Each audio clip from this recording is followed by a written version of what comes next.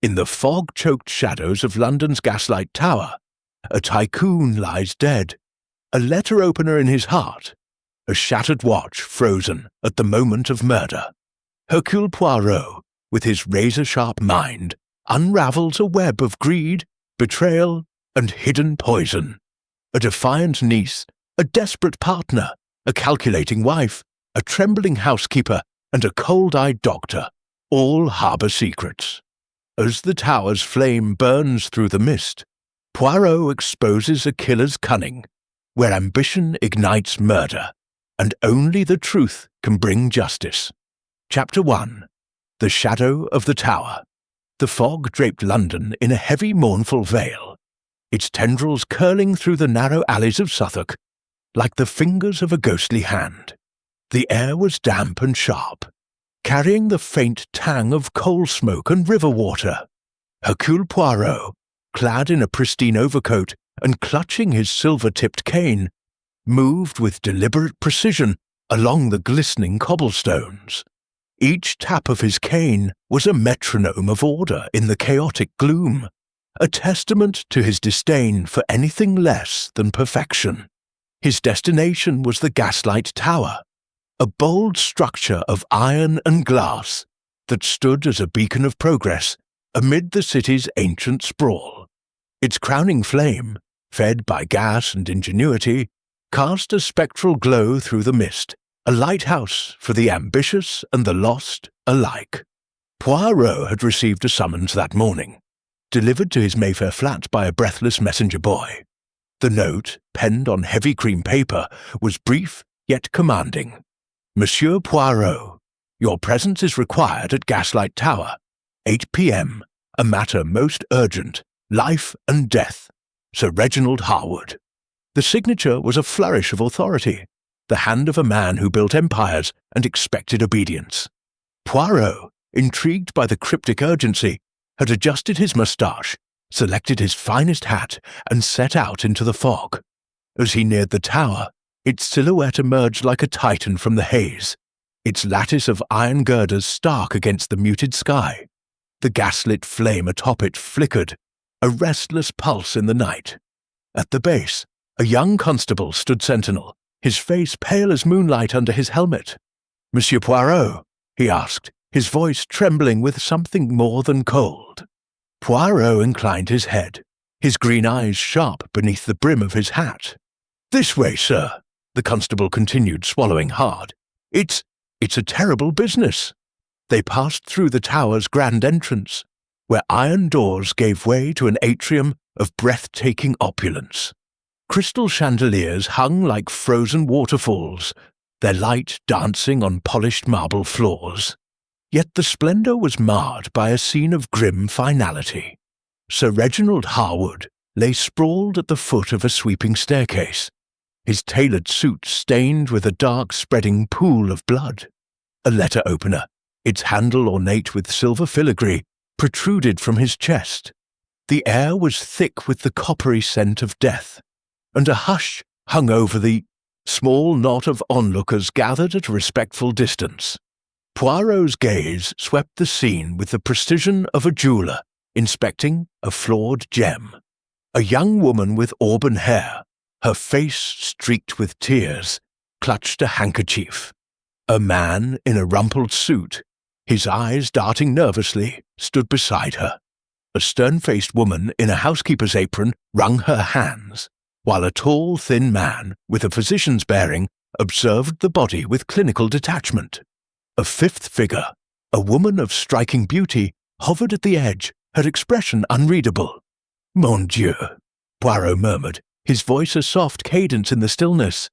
"The little grey cells, they must awaken. This is no ordinary crime." He stepped closer, noting the angle of the letter opener, the unnatural stillness of Sir Reginald's form, and a curious detail. A pocket watch, its face shattered, lying inches from the dead man's hand. The hands were frozen at 7:42 p.m. A heavy tread announced the arrival of Inspector Japp. His face flushed from haste. "Poirot, you old devil," he said, a grim smile breaking through his weariness. "Fancy finding you here. What's brought you to this mess?" Poirot's moustache twitched. "A summons, mon ami, and now a challenge. Sir Reginald, he did not die by accident, I think." Japp nodded, his eyes scanning the onlookers. "Right, let's have order here. Who found the body?" The housekeeper stepped forward, her voice quavering. "It was me, sir. I was bringing up the Evening Post when I saw him. Like that." Poirot's head tilted, his mind already weaving patterns from the threads of her words. "And you, madame, you saw nothing else? No one near?" She shook her head, her eyes wide. "No, sir, just him." Poirot's gaze returned to the body, then to the watch. "This timepiece," he said softly, almost to himself. "It speaks, but what does it say?" The fog outside pressed against the tower's windows, as if eager to conceal the truth. But Hercule Poirot, with his unerring instinct for order, knew the shadows would not hold their secrets for long. Chapter 2. The Gathering of Suspects. The fog outside the Gaslight Tower thickened, as though conspiring to shroud the grim events within. Hercule Poirot stood in the atrium, his small, neat figure a stark contrast to the sprawling chaos of Sir Reginald Harwood's lifeless form on the marble floor. The crystal chandeliers above cast a cold, prismatic light, illuminating the faces of the onlookers, each a study in shock, fear, or something less easily named. Inspector Japp, rubbing his hands against the chill that seemed to seep from the very walls, barked orders to the constable to secure the scene. "Poirot," he said, his voice low but urgent, "this is a nasty business. I'll need your sharp eyes on this one." Poirot's moustache twitched, a faint acknowledgement of the compliment. "Mon ami, the eyes they see, but it is the little grey cells that will unravel this knot." He turned his attention to the small assembly of suspects, now herded by Japp's men into the tower's drawing-room, a cavernous space adorned with velvet drapes and gilded mirrors. The room, though opulent, felt oppressive, as if the weight of Sir Reginald's death had settled into its very foundations. The suspects sat or stood in uneasy tableau. Clara Harwood, Sir Reginald's niece, perched on the edge of a brocade sofa, her auburn hair slightly dishevelled, her eyes bright with unshed tears but burning with a defiance that intrigued Poirot. Victor Crane, Sir Reginald's business partner, paced near a fireplace, his lean frame taut with nervous energy, a muscle twitching beneath his left eye. Margaret Lisle, the housekeeper, hovered near a sideboard, her hands twisting a linen cloth, her plain face etched with worry. Dr. Ernest Blake, the physician, stood apart, his tall, angular form rigid, his expression one of detached professionalism that bordered on disdain.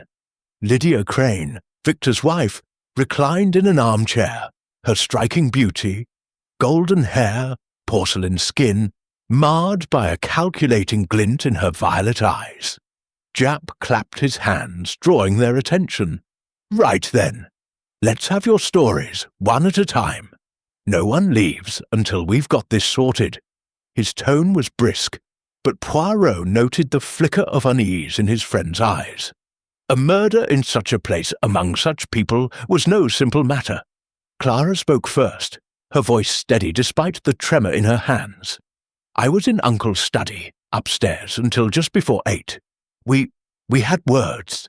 He was insisting I marry someone I don't love. I left him alive, I swear." Her gaze darted to Dr. Blake, who remained impassive, though Poirot noted the slightest tightening of his jaw.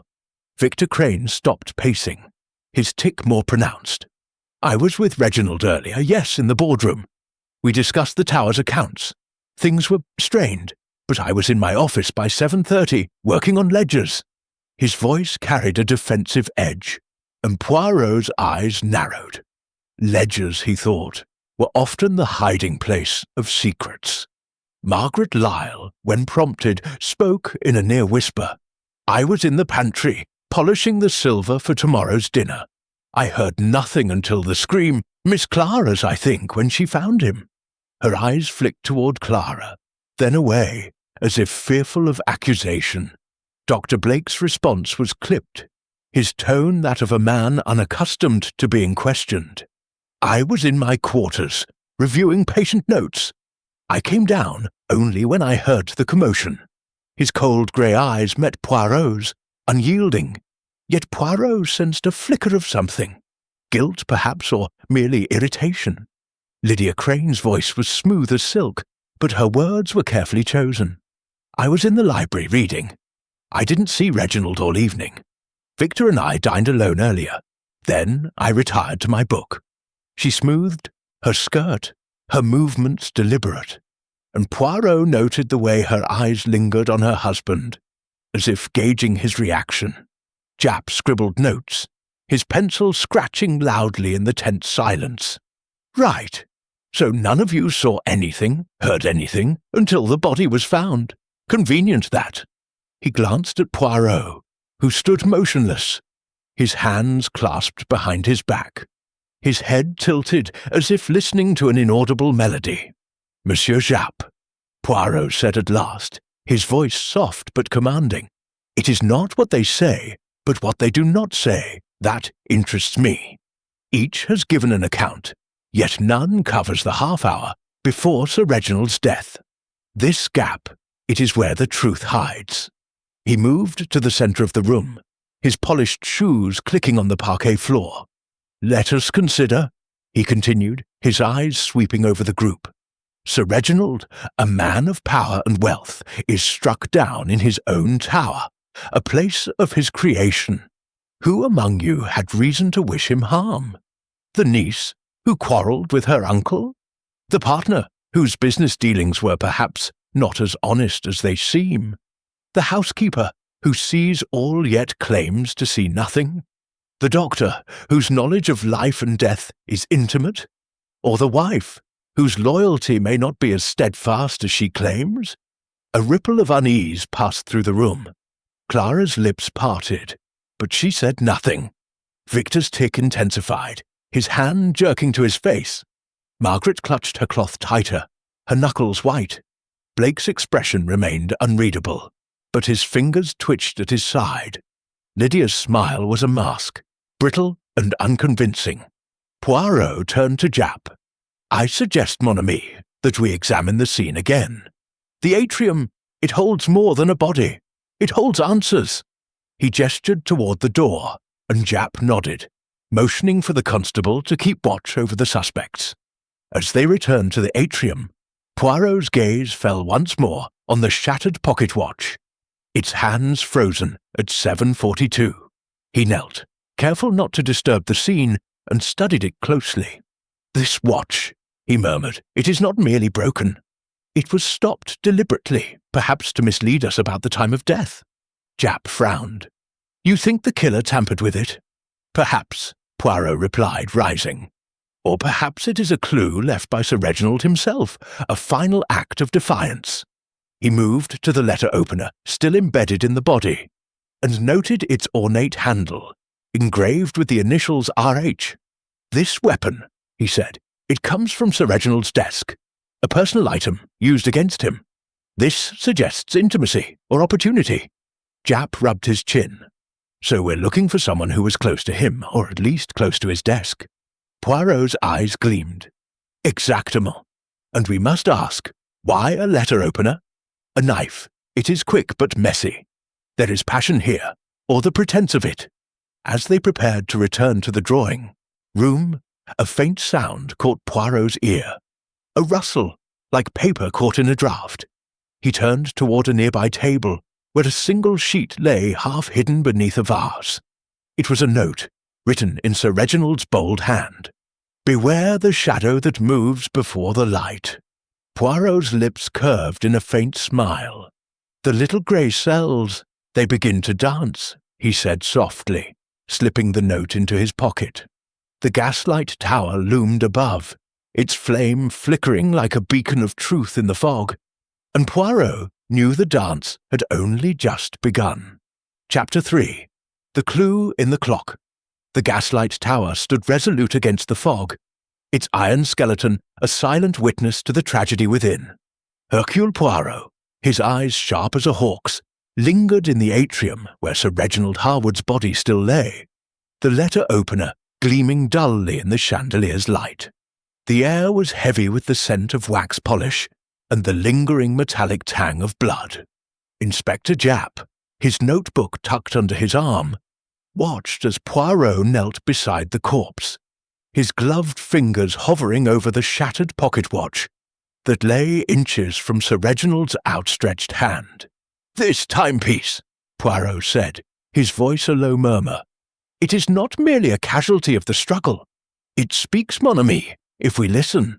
The watch's face was cracked, its hands frozen at 7:42 p.m., the minute hand slightly bent as if struck with force.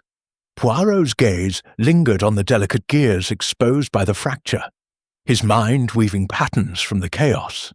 Why does a man clutch a watch as he dies? To mark the hour of his death, or to point us toward his killer? Japp scratched his head, his brow furrowed. Could be he fell on it, Poirot, smashed it in the scuffle. Poirot's moustache twitched, a faint sign of disagreement. No, no. The fall, it would not break the watch so precisely. This was deliberate, a message or a deception. We must discover which.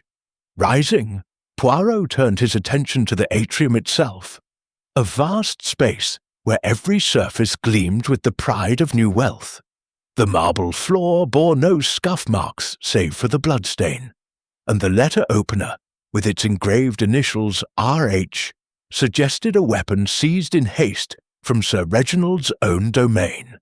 Poirot's eyes drifted upward to the staircase, its polished banister curving like a serpent toward the upper floors. "The study," he said abruptly. "Sir Reginald, he was a man of papers and secrets.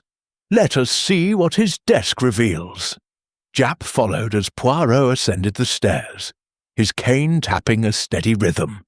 The study was a sanctuary of oak and leather, its walls lined with bookshelves and a massive desk dominating the center. Papers lay scattered across its surface, as if a storm had passed through. Poirot's fingers, delicate as a pianist's, sifted through the documents. Contracts for the tower's construction, letters from investors, and a ledger with columns of figures that told a tale of ambition and ruin. "Regardez," Poirot said, pointing to a page where red ink marked deficits in the tower's accounts. Sir Reginald's empire, it was crumbling. This tower, it is a beacon, yes, but also a burden. Japp leaned over, squinting. So he was in financial trouble. That's motive for someone, maybe Crane, his partner. They argued about money, didn't they? Poirot nodded, but his attention was drawn to the fireplace, where a faint curl of ash caught the light. He knelt, retrieving a half-burned scrap of paper from the grate. The fragment bore a few legible words. "It was Shaker Trust betrayed. VC, payment due." Poirot's eyes gleamed. VC, Victor Crane, perhaps, or another whose initials we have yet to uncover. He slipped the fragment into his pocket, its edges crumbling like the trust it described. As he rose, Clara Harwood appeared in the doorway, her face pale but composed, her auburn hair catching the firelight. "Monsieur Poirot," she said, her voice low, I couldn't help overhearing. You're looking for answers about Uncle." Her hands twisted together, betraying her calm facade. Poirot regarded her with a gentle but piercing gaze. "Mademoiselle, you were in this very room, were you not, before the tragedy? What passed between you and Sir Reginald?" Clara's lips tightened, and she glanced at Japp, who stood ready with his notebook. "We argued," she admitted. "He was insistent about my future. He wanted me to marry Dr. Blake, said it would secure my position, the family's legacy. I told him I'd rather die than marry a man I don't love." Her voice broke, but she straightened, defiance flashing in her eyes. "He was alive when I left him, I swear it." Poirot tilted his head, studying her. "And what time, mademoiselle, did you leave this study?" Clara hesitated, her brow creasing. "Just before 7:30, I think. I went to my room to collect myself." Poirot noted the pause, the uncertainty in her timing. "And you saw no one else? No one near the study or the stairs?" She shook her head, but her eyes flicked toward the door, as if expecting someone to appear. "No one," she said too quickly. Poirot's smile was faint, almost imperceptible. "Merci, mademoiselle. You have given the little grey cells much to ponder." As Clara retreated, Japp muttered, "She's hiding something, Poirot. That row with her uncle sounds personal." Poirot nodded, his fingers brushing the desk where a small ink blot marred an otherwise pristine blotter. "Personal, yes, but is it the motive for murder? Or is she perhaps protecting another?" They returned to the atrium, where the constable stood guard over the body. Poirot's gaze lingered on the letter opener, its silver handle catching the light. "This weapon," he said, "it is not wiped clean, yet it bears no fingerprints. Curious, non? The killer, they were careful, or they wish us to think so." Japp frowned. "You're saying it's staged? To throw us off?" "Perhaps," Poirot replied, his voice soft as silk. "Or perhaps the killer did not need to touch it at all." He gestured toward the staircase. "The angle of the wound, it suggests the blow came from above, as if Sir Reginald were struck while ascending. Yet the watch, it lies below, as if he fell after." Japp rubbed his chin. "So he was stabbed on the stairs, staggered down, and collapsed here." Poirot's eyes narrowed. "Or he was moved, mon ami. The blood, it pulls too neatly, as if arranged." He pointed to the edges of the stain, which lacked the splatter of a fall. "We must ask, who had the strength, the opportunity, to place him so?" As they prepared to rejoin the suspects, a faint creak echoed from the upper landing. Poirot's head snapped up, his senses alert. "Someone listens," he murmured. "The tower, it keeps its secrets, but not for long." He tucked his cane under his arm, his mind alight with possibilities.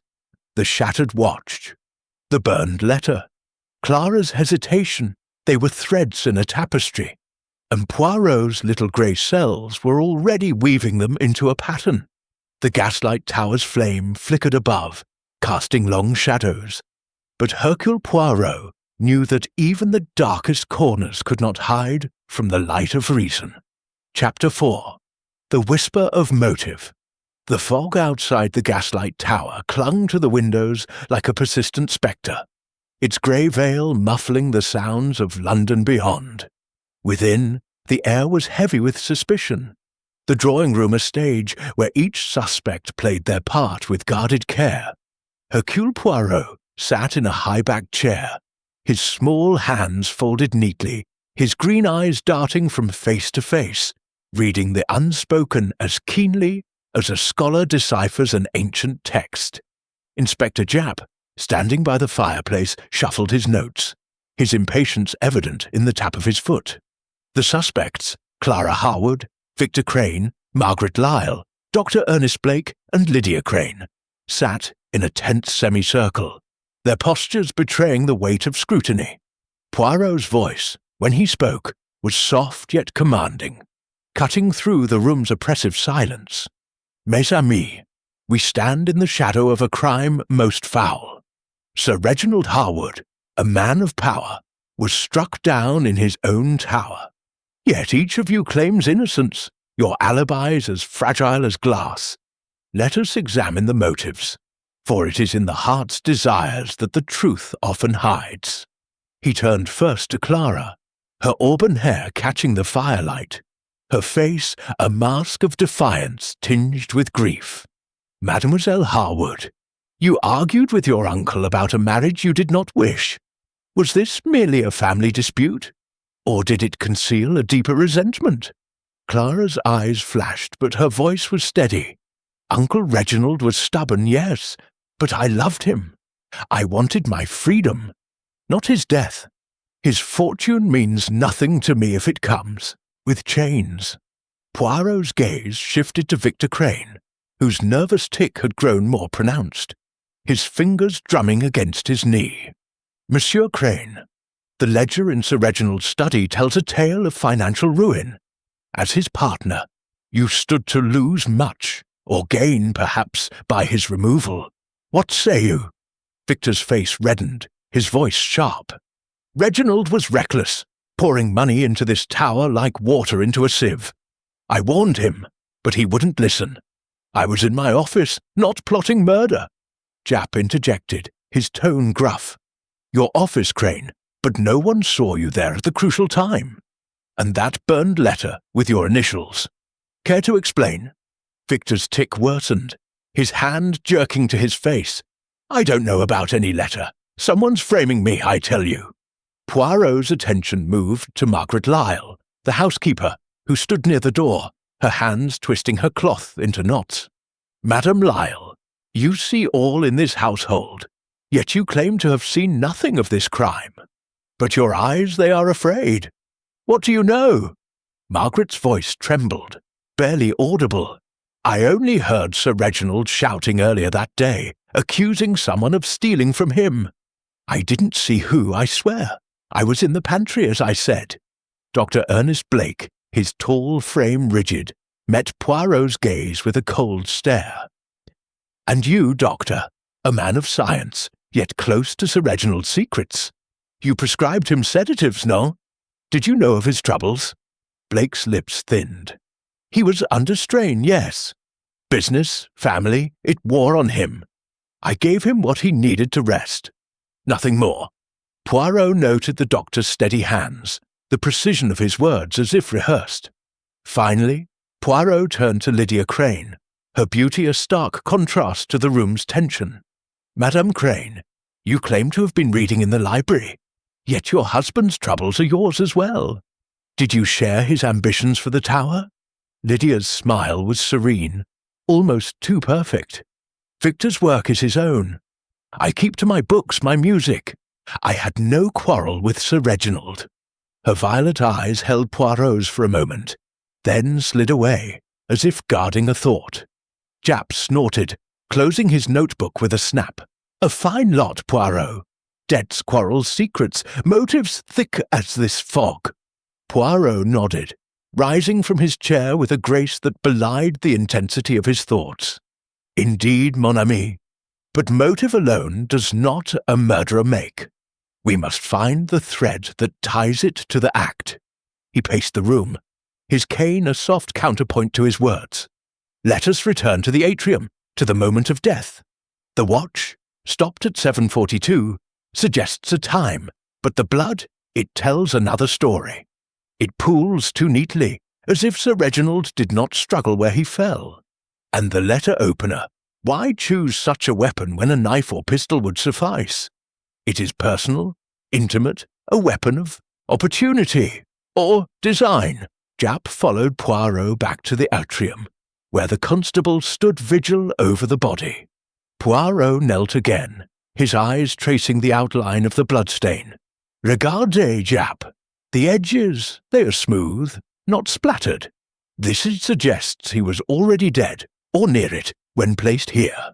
He pointed to a faint smear on the marble, barely visible. And this mark, someone dragged him, perhaps to stage the scene. Japp's eyes widened. So the killer moved him. That takes strength or help. Poirot's smile was faint. Or cunning. A small person, with leverage, could manage, or two, working together. He stood, his gaze drifting to the staircase. We must learn where each was at 7:42, and who had access to the study. As they prepared to question the suspects further, a soft cough interrupted. Margaret Lyle stood at the edge of the atrium, her face pale. Monsieur Poirot, she whispered, I didn't want to say before, but I saw Dr. Blake near the study door, just before I found Sir Reginald. He looked hurried. Her eyes darted nervously, as if fearing retribution. Poirot's head tilted, his mind seizing the detail. Merci, Madame Lyle. Your candour, it is most helpful. He turned to Japp. The doctor, he claims to have been in his quarters. Yet here is evidence to the contrary. We must press him. Japp nodded, his expression grim. Right, let's have Blake in again. And Crane, those initials on the letter are damning. Poirot's fingers brushed the fragment in his pocket. Its words a whisper of betrayal. The Gaslight Tower, he murmured. It is a monument to ambition, but also to deceit. The truth, it is close, Japp. We need only the light to see it. as they moved back toward the drawing room. The tower's great flame flickered above, its glow piercing the fog. Poirot's little grey cells hummed, piecing together the fragments. Clara's defiance, Victor's debts, Margaret's fear, Blake's cold precision, Lydia's guarded calm. The motive was clear, but the method remained elusive, hidden in the shadows of the tower's gleaming facade. Chapter 5. The Gaslight's Secret. The Gaslight Tower loomed over Southwark, its iron framework a silent sentinel in the dissipating fog.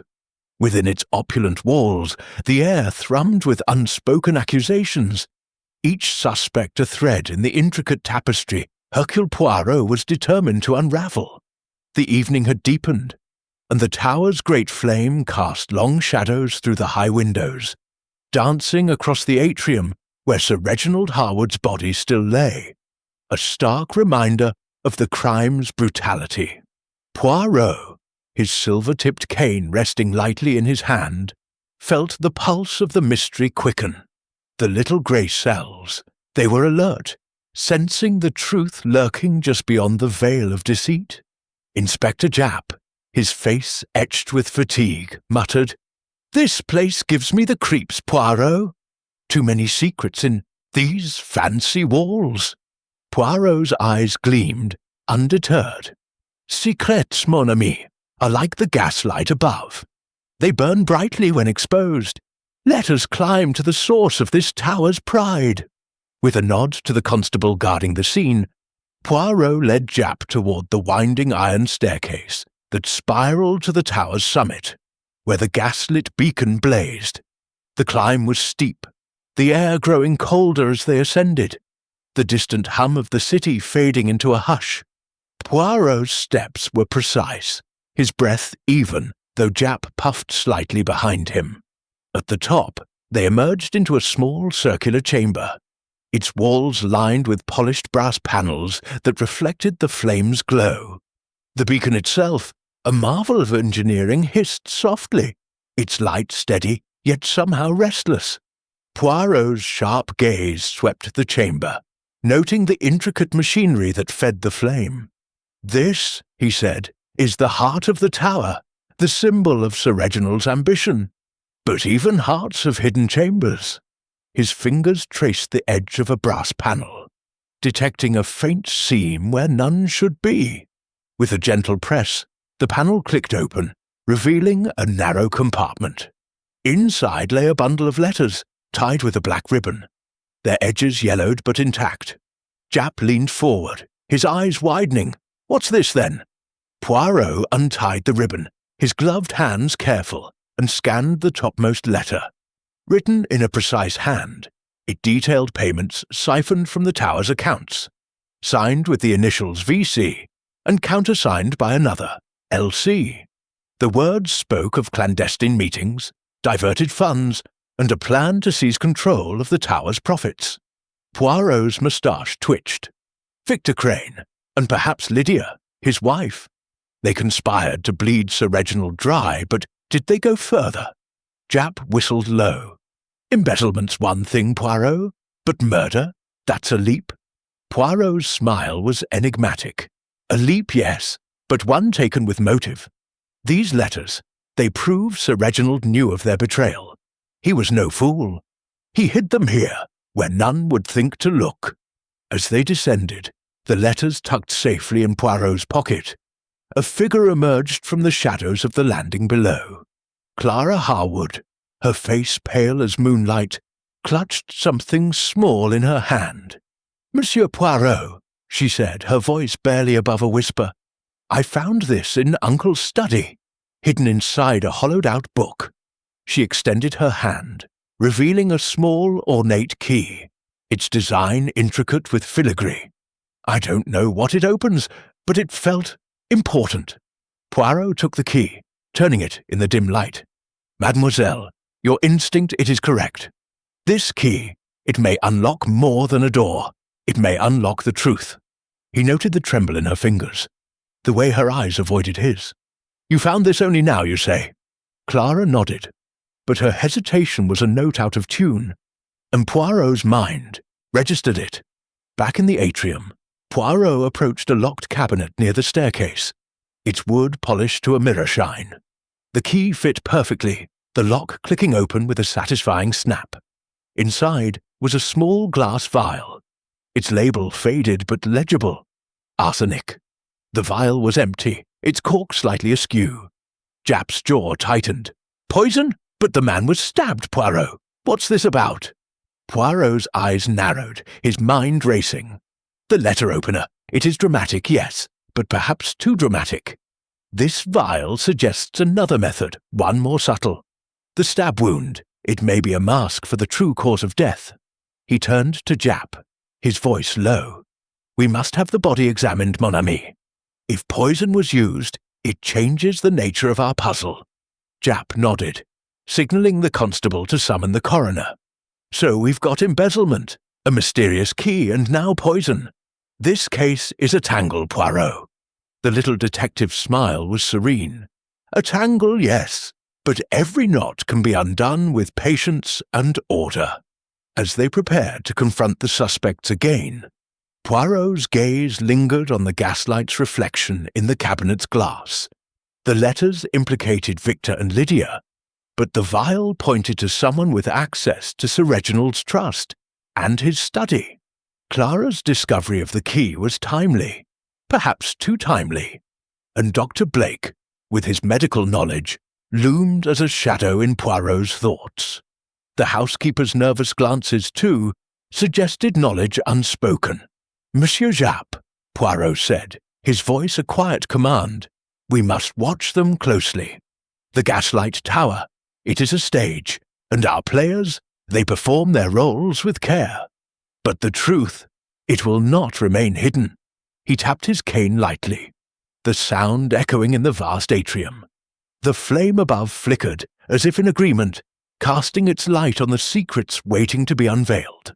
Chapter 6. The Web of Lies.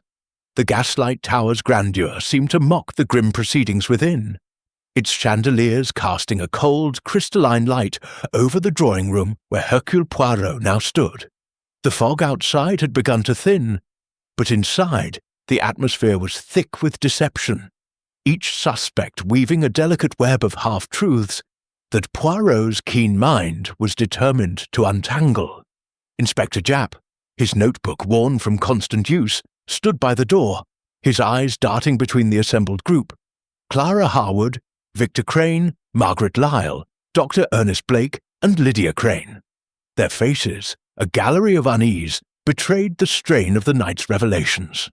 Poirot paced slowly before them, his silver-tipped cane a silent metronome, his voice calm yet piercing. Mes amis, we are entangled in a web of lies. Each thread spun to conceal the truth of Sir Reginald Harwood's murder. But the little grey cells, they are patient. They will find the flaw in your tapestry. He paused, his green eyes sweeping the room, noting the flicker of fear in Margaret's gaze, the defiant tilt of Clara's chin, the nervous twitch in Victor's cheek. He produced the bundle of letters from his pocket, holding them aloft like a conjurer revealing a hidden card. These, he said, were found in the tower's beacon chamber, hidden by Sir Reginald himself. They speak of embezzlement, of funds siphoned from the tower's coffers. The initials VC and LC appear. Victor Crane and Lydia Crane, none? Victor's face strained of colour, his tics spasming wildly. That's preposterous, he sputtered. I admit to financial missteps, but murder, never. Lydia's composure cracked, her violet eyes flashing. You dare accuse us based on scraps of paper? Clara could have planted them. She's the one who gains everything. Her uncle's fortune, the tower itself. Clara's lips parted in protest, but Poirot raised a hand, silencing the outburst. Madame Crane, your indignation, it is noted, but the letters, they are in Sir Reginald's hand. He knew of your betrayal. Did he confront you, perhaps, and provoke a desperate act? Lydia's smile returned, brittle as glass. We had disagreements, yes, but I was in the library, as I said. Victor was in his office. We had no part in this." Poirot's gaze lingered on her, sensing the careful rehearsal behind her words. He turned to Dr. Blake, whose angular frame stood rigid, his grey eyes unyielding. "And you, Doctor, your alibi places you in your quarters. Yet Madame Lyle saw you near the study at a critical moment. Care to explain?" Blake's jaw tightened, his voice cold as steel. "The housekeeper is mistaken. I was reviewing notes, as I told you. I had no reason to harm Reginald." Poirot's moustache twitched. "No reason, you say? Yet you prescribed sedatives to Sir Reginald, and we have found an empty vial of arsenic in his cabinet. A curious coincidence, no?" Blake's composure faltered, his fingers clenching briefly. "Arsenic! I know nothing of that. My prescriptions were benign. Sedatives, nothing more." Poirot noted the slight tremor in his voice, a crack in the doctor's icy facade. He turned to Margaret Lyle, who shrank under his gaze. "Madam Lyle, you spoke of seeing Dr. Blake near the study. What else did you see or hear?" Margaret's hands twisted her cloth into knots, her voice barely audible. I heard Sir Reginald shouting earlier that day, accusing someone of theft. I didn't see who, but later Dr. Blake was there, looking hurried. I thought nothing of it until now." Her eyes darted to Blake, then away, fear etched in her features. Poirot nodded, filing the detail away. "And you, Mademoiselle Harwood," he said, turning to Clara, "you gave us a key, found in a book, a timely discovery, yet your hesitation when questioned. It suggests you know more than you say." Clara's cheeks flushed, but her voice was firm. "I found the key, yes, because I was looking for answers. Uncle was worried, secretive. I thought the key might explain why. I didn't kill him, Monsieur Poirot." Japp, growing restless, interjected. "This is getting us nowhere, Poirot. We've got letters pointing to the Cranes, a vial of poison, and Blake caught near the scene. But the stab wound, how does it fit?" Poirot's smile was faint, almost serene. "The stab wound, mon ami. It is the flourish of the artist, meant to distract. The arsenic, I suspect, was the true weapon. We await the coroner's report, but I believe Sir Reginald was poisoned first, then stabbed to obscure the method." He paced again, his mind a whirl of connections. "Consider the scene. The watch stopped at 7:42, perhaps to mislead us. The blood, too neat, suggesting the body was moved. The letter opener taken from the study points to someone with access. And now, the arsenic, a silent killer, requiring knowledge and opportunity." His eyes flicked to Blake, then to Victor.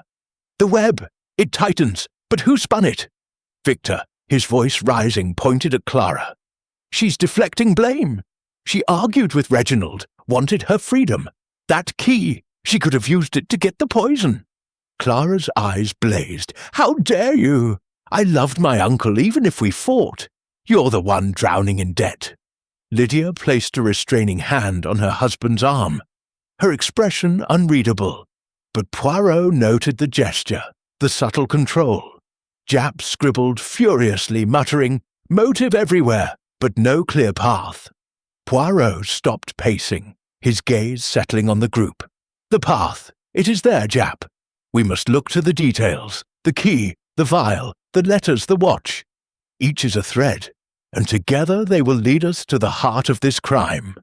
As the suspects were dismissed to their rooms under the constable's watch, Poirot lingered, his thoughts circling the arsenic vial. Its presence suggested a killer with medical knowledge or access to such substances, yet the stab wound spoke of rage or misdirection. The letters implicated Victor and Lydia, but Blake's presence near the study and Margaret's fear hinted at other currents. Clara's key, too, was a puzzle. Her story rang true, yet her timing was suspect. Outside, the gaslight's flame burned steadily, its light piercing the thinning fog. Poirot tapped his cane, his mind alight. "The truth," he murmured. "It is like the flame above, steady, but it casts shadows. We must follow the light, not the darkness." With Japp at his side, he prepared to press further, knowing the web of lies would soon unravel under the scrutiny of his little grey cells. Chapter 7. The Final Revelation. The drawing-room of the Gaslight Tower was a crucible of tension. Its opulent furnishings, velvet drapes, gilded mirrors, and polished mahogany, rendered stark by the weight of the moment. Hercule Poirot stood at its centre, his small, immaculate figure commanding the space as if he were a conductor before an orchestra. The suspect sat in a strained semicircle. Clara Harwood, her auburn hair catching the firelight, her eyes wary yet resolute. Victor Crane, his nervous tic now a constant twitch, his hands clenched. Margaret Lyle, the housekeeper, hunched as if shielding herself from the truth.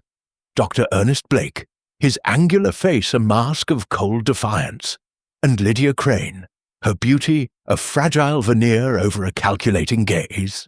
Inspector Japp leaned against the fireplace, his notebook at the ready, his expression a mix of anticipation and exasperation.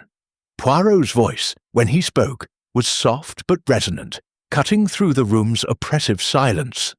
Mes amis, we have danced a delicate dance, you and I, around the truth of Sir Reginald Harwood's murder. But the time for deception is over. The little grey cells, they have pieced together the puzzle, and now we shall see the picture complete. He paced slowly, his silver-tipped cane tapping a deliberate rhythm. Let us begin with the scene. Sir Reginald, struck down in his atrium, a letter-opener in his chest, a shattered watch at his side. Yet the blood, it was too neat, the body moved. The watch, stopped at 7:42, was no accident, it was a lie meant to mislead. And the arsenic vial found in the cabinet points to a silent killer, not the dramatic stab wound. He turned to Victor Crane, whose face paled further. Monsieur Crane, the letters hidden in the beacon chamber reveal your embezzlement with Madame Crane's complicity. You siphoned funds, betrayed Sir Reginald's trust. Did he confront you? Threaten to expose you? Victor's voice cracked. I admit the funds, yes, but I didn't kill him. He was alive when I left the boardroom. Lydia's eyes flashed, but she remained silent, her hands folded tightly in her lap. Poirot's gaze shifted to her. Madame Crane, you knew of your husband's actions, yet you claim to have been reading, detached from the storm. You're calm. It is too perfect, no? Lydia's smile was tight. I loved my husband's ambition, not his methods. I had no part in murder. Poirot nodded, his eyes moving to Margaret Lyle. Madame Lyle, your fear betrays you. You saw Dr. Blake near the study, heard Sir Reginald accuse someone of theft.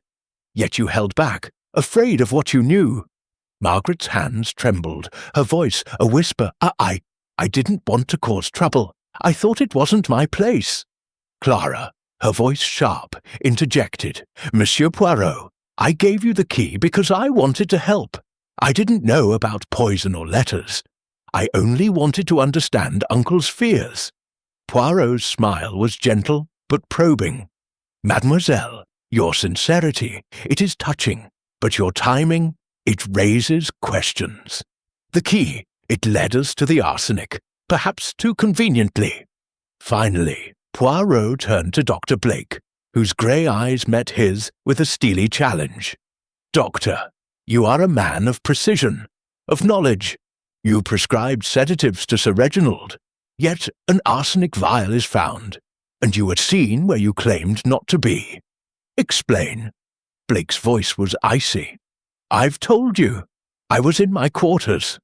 The housekeeper is mistaken, and I know nothing of arsenic. Poirot stopped pacing, his hands clasped behind his back. No, doctor, you know much. The truth, it is this. Sir Reginald was poisoned, not stabbed. The coroner's report, which I have anticipated, will confirm arsenic in his system. The letter opener, it was a flourish, a distraction plunged into his chest after death to obscure the true method. A gasp rippled through the room, but Poirot continued, his voice unwavering. Dr. Blake, you had access to Sir Reginald's trust, his study, his habits. You administered a lethal dose of arsenic, disguised as a sedative, knowing he would take it without question. You were seen near the study at 7:35, when the gaslight flickered, a sign of the tower's strain, but also a marker of the moment you acted. You moved the body to the atrium, staging the scene with the letter opener, and broke the watch to suggest a later time of death. Blake's face contorted, his voice rising. "This is absurd! You have no proof!" Poirot's smile was serene. "The proof? It is in the details. The arsenic vial. It matches those in your medical kit found in your quarters this evening by Japp's men. The smear of blood on the stairs, it shows where you dragged Sir Reginald. And the burned letter fragment, with Victor's initials. It was you who placed it, to cast suspicion on him." Japp's eyes widened, his notebook forgotten. "You're saying Blake framed Crane?" Poirot nodded. "Oui, mon ami. Blake knew of Victor's embezzlement, used it to his advantage. He sought to eliminate Sir Reginald, perhaps for a share of the tower's profits, promised by Victor in their scheme. But Blake, he is greedy. He betrayed Victor, ensuring he would take the blame." Clara's voice broke the silence, trembling with shock. "But why, Monsieur Poirot? Why would Dr. Blake do this?" Poirot's gaze softened. "Mademoiselle, it is greed and perhaps resentment. Sir Reginald, he was a titan but also a tyrant. Blake, a man of pride, chafed under his control. The tower's wealth, it was a temptation too great." Blake's composure shattered, his voice a snarl. "He was a fool squandering his fortune on this monstrosity. I deserved more." The admission hung in the air, a confession wrung from his defiance. Japp signalled the constable, who moved forward with handcuffs. Poirot turned to the others. "Victor, Lydia, your crimes are financial, not fatal, but they will face justice. Mademoiselle Harwood, your key was a step toward truth, though your secrets, they are noted. Madame Lyle, your silence protected no one but the guilty." As Blake was led away, the room seemed to exhale, the tension easing like a storm passing. Poirot adjusted his hat, his mind already turning from the solved puzzle to the next. "The Gaslight Tower," he murmured. "It shines, but its light reveals as much as it conceals. The truth, it is always there, waiting for those who seek it." Chapter 8. The Light of Justice. The Gaslight Tower stood resolute, its iron lattice piercing the night sky, the great flame at its summit now burning with a steady, unyielding glow. The fog that had cloaked London had lifted at last, revealing a city bathed in moonlight, its streets glistening with the remnants of the day's damp. Within the tower's opulent drawing-room, the air was lighter, as if the confession of Dr. Ernest Blake had released a pressure that had held the very walls in thrall. Hercule Poirot, his neat figure framed by the firelight, adjusted his hat with a precise flick of his wrist, his green eyes reflecting a quiet satisfaction. The puzzle was solved, the truth laid bare, yet the final act remained. Inspector Japp, his face a mixture of relief and grim resolve, oversaw the constable as he secured Dr. Blake's wrists with handcuffs. Blake's defiance had crumbled, his angular features twisted in a snarl as he spat. "Reginald was a tyrant, bleeding us all dry for his precious tower. I did what was necessary." His voice echoed in the room, a final outburst of a man unmasked. Clara Harwood, seated on the brocade sofa, flinched at the venom in his words, her auburn hair catching the light as she clutched her handkerchief. Victor Crane, his nervous tics subdued by shock, stood frozen, while Lydia, his wife, wept silently, her beauty marred by the weight of her complicity. Margaret Lyle, the housekeeper, hovered near the door, her hands no longer twisting her cloth, but trembling with relief. Poirot's voice, calm and measured, cut through the lingering tension. "Monsieur Blake, your greed, it was your undoing. You believed you could outwit the little grey cells, but the truth, it is like the gaslight above. It burns through the shadows of deceit." He turned to the others. his gaze sweeping over them with the precision of a jeweler inspecting a gem. Each of you played a part in this tragedy, whether by action or silence, but justice, it is served. Japp, snapping his notebook shut, nodded. You've done it again, Poirot. Wrapped it up neat as a parcel. But what about the Cranes? Those letters prove they were stealing. Poirot's moustache twitched, a faint smile forming. Oui, mon ami. Victor and Lydia, their crime is one of finance, not blood. The law will deal with their embezzlement, but they did not wield the poison or the blade. Victor, his voice hoarse, stammered. I never meant for this. I took the money to save the tower, not to destroy Reginald. Lydia's tears fell faster, but she said nothing. Her earlier composure shattered. Poirot's gaze softened as he addressed Clara. Mademoiselle Harwood, your key, it was a beacon in the darkness, guiding us to the arsenic. Your courage, it has helped bring justice, though your secrets, they must now be faced. Clara's eyes met his, steady despite her pallor. I only wanted to understand Uncle's fears. I didn't know it would lead to this. Her voice faltered, but she straightened, a spark of resolve returning. Poirot nodded, noting the strength beneath her grief. You are free of suspicion, mademoiselle, but the heart, it carries its own burdens. Margaret Lyle, her voice barely audible, spoke up. I should have said more, sir. I was afraid, but I'm glad it's over. Poirot's smile was gentle. Madame Lyle, your fear, it is human. Your words, when they came, were enough. As Blake was led from the room, his protests fading into the corridor, Japp turned to Poirot. How do you know it was the poison, not the stab wound, that killed him? The coroner's report isn't even back yet. Poirot's eyes gleamed. The little grey cells, mon ami. They see what the eyes cannot. The blood, too neat. The watch, deliberately broken. The vial, hidden but not destroyed. These were the signs of a mind planning to deceive. Dr. Blake, with his medical knowledge, used arsenic to kill silently, then staged the stabbing to point to another, Victor, whose debts made him an easy target. Japp shook his head, a wry grin breaking through. You're a marvel, Poirot. I'd have been chasing Crane all night. Poirot inclined his head, his expression serene. It is the method, Japp, the order, the Gaslight Tower. It is a monument to ambition, but also to truth. The flame, it burns for all to see.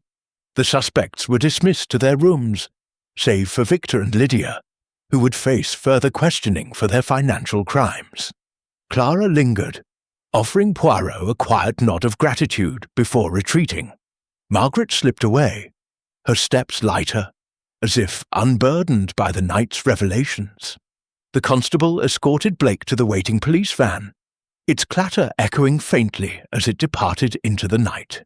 Poirot and Japp stepped into the atrium, where Sir Reginald's body had been removed by the coroner's men.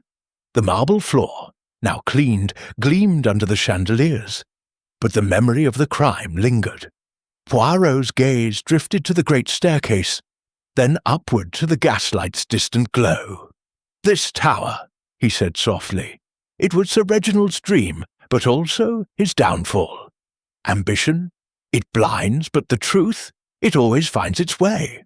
Japp chuckled, clapping Poirot on the shoulder. You're a philosopher now, are you? Come on, let's get out of this place. I need a pint after all this. Poirot's smile was faint but genuine. A cup of tisane, perhaps, for me. But first, mon ami, I must ensure the little grey cells rest. They have worked hard tonight. As they stepped into the moonlit street, the Gaslight Tower loomed behind them, its flame a steady beacon in the clear night. The city, pulsed with life, oblivious to the drama within. But Poirot felt the satisfaction of order restored. The shadows had parted, the truth revealed, and justice, like the gaslight, burned brightly once more.